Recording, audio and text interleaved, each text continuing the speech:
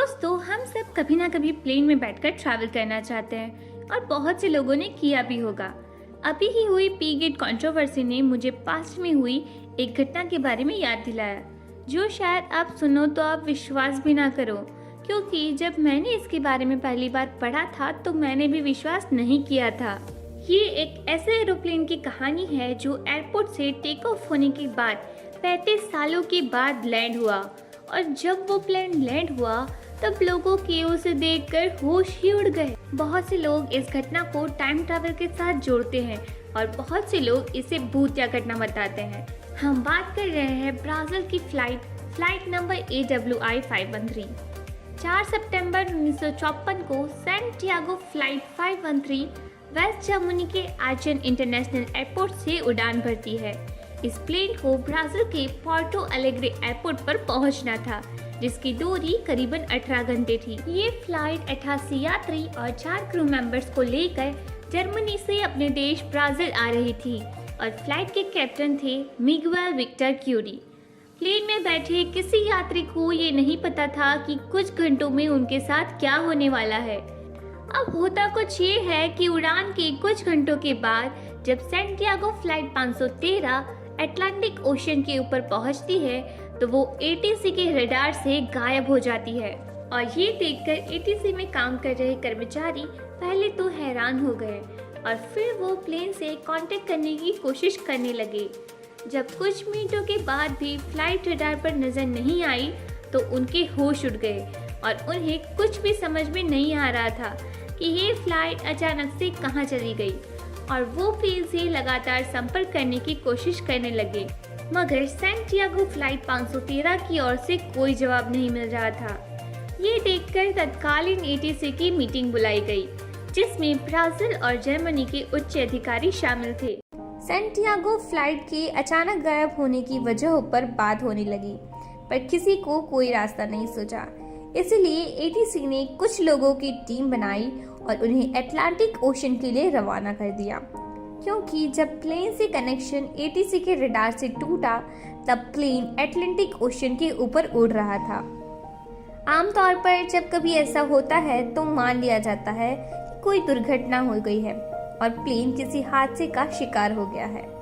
इस केस में भी ATC को लगा कि सैंटियागो फ्लाइट नंबर 513 किसी दुर्घटना का शिकार हो चुकी है।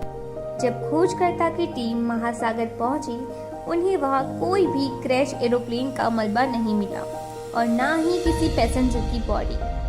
फिर ATC की ओर से ये अनुमान लगाया गया कि प्लेन अटलांटिक महासागर की गहराइयों में चला गया है, और इसकी जांच करने के लिए भी एक और टीम बनाई गई। खोजकर्ता की टीम ने हर वो जगह छानबीन करी जहां प्लेन के होने की उम्मीदें थी, मगर प्लेन का कोई सुराग नहीं मिला। प्लेन के इस तरह से गायब हो जाने की वजह से सफर कर रहे यात्रियों के घर वाले बहुत दुखी थे और जानना चाहते थे कि प्लेन के साथ आखिर हुआ क्या। सैंटियागो एयरलाइंस के पास इसका कोई जवाब नहीं था। कुछ दिन, हफ्ते, महीनों और सालों बीत गए, पर प्लेन का कोई पता नहीं मिला। इस तरह करीबन 2 सालों तक सर्च ऑपरेशन चला और आखिर में सर्च ऑपरेशन को हमेशा के लिए बंद कर दिया गया। अब आता है 12 अक्टूबर 1989 का दिन, जब एक अज्ञात एरोप्लेन ब्राजील के पोर्टो एलेग्रे एयरपोर्ट के नजदीक तेज गति से आ रहा था।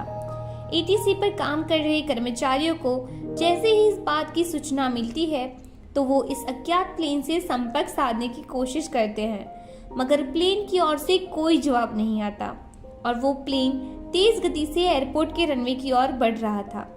जब प्लेन से संपर्क करने की कोशिशें नाकामयाब होती है तो तुरंत ही एयरपोर्ट रनवे को खाली कराया जाता है, और कुछ मिनटों के बाद एक अज्ञात फ्लाइट ब्राजील एयरपोर्ट पर लैंड होती है। उसके बाद ATC के कर्मचारी तुरंत रनवे की ओर भागते हैं, और जब वो वहां पहुंचते हैं तो उन्हें दिखाई देता है।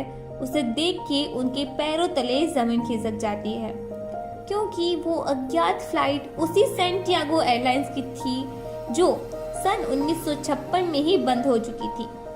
जो भी कर्मचारी उस प्लेन को देख रहे थे, उनके बताए जाने के मुताबिक प्लेन एकदम नया जैसा लग रहा था। उन्होंने कर्मचारियों को प्लेन के अंदर जाकर देखने के लिए कहा। जैसे ही वे लोग अंदर गए उनके तो होश ही उड़ गए, क्योंकि वो प्लेन पूरा कंकालों से भरा हुआ था। हर सीट पर कंकाल बैठे हुए थे और जब उन्होंने कॉकपिट का दरवाज़ा खोला तो प्लेन चला रहे कैप्टन मिगुएल फ्यूरी के हाथों में प्लेन का कंट्रोल था और वो भी मर चुके थे। उनका शरीर भी कंकाल बन चुका था और ये फ्लाइट थी सैंटियागो फ्लाइट नंबर 8WI-513। अब हैरानी की बात तो ये है कि ये प्लेन 35 सालों तक आखिर था कहाँ, और जब इस प्लेन में एक भी इंसान जिंदा नहीं है तो प्लेन सही लैंड कैसे हुआ, प्लेन के इंजन चालू कैसे थे और प्लेन बिल्कुल ब्रांड न्यू कैसे है। ऐसा कहा जाता है कि पैनिक ना फैलाने के कारण ब्राजील सरकार ने इस खबर को छुपाए रखा था और उसकी जांच शुरू कर दी गई थी और इसके बारे में अलग अलग थ्योरीज निकालना शुरू हुई। बहुत लोगों ने ये अनुमान किया कि प्लेन उड़ने के बाद किसी टाइम ट्रैवल में फंस गया था, यानी किसी ब्लैक होल के अंदर चला गया था, जिसकी रेडियन से ये सारे लोग की ऐसी हालत हो गई। दूसरी थ्योरीज ये कहती है कि वो फ्लाइट किसी एलियन का शिकार हो गई थी, लेकिन ये सब सिर्फ और सिर्फ थियरीज थी। इसका कोई भी पुख्ता सबूत नहीं था। इसके साथ क्या हुआ था, ये सवाल आज भी सवाल ही है। ब्राजील की सरकार ने इस घटना को छुपाने की बहुत कोशिशें की, लेकिन 1989 में फेमस पत्रकार एडविन फिशर ने इस घटना को पर्दाफाश किया। उन्होंने आर्टिकल में इस पूरी घटना को छापा। जैसे ही ये घटना अखबार में छपी, लोगों के बीच सैंटियागो फ्लाइट 513 की कहानी ऐसे फैली जैसे जंगल में आग। लेकिन एडविन फिशर ने इस खबर का कोई पुख्ता सबूत नहीं दिया था, इसलिए इस कहानी को कुछ लोग सही मान रहे थे और इसे टाइम ट्रैवल और भूत जैसी चीज़ों के साथ रिलेट कर रहे थे। वहीं दूसरे लोग इसे सिर्फ झूठ और पब्लिसिटी स्टंट मान रहे थे। आपको क्या लगता है, ये हमें कमेंट करके ज़रूर बताइएगा।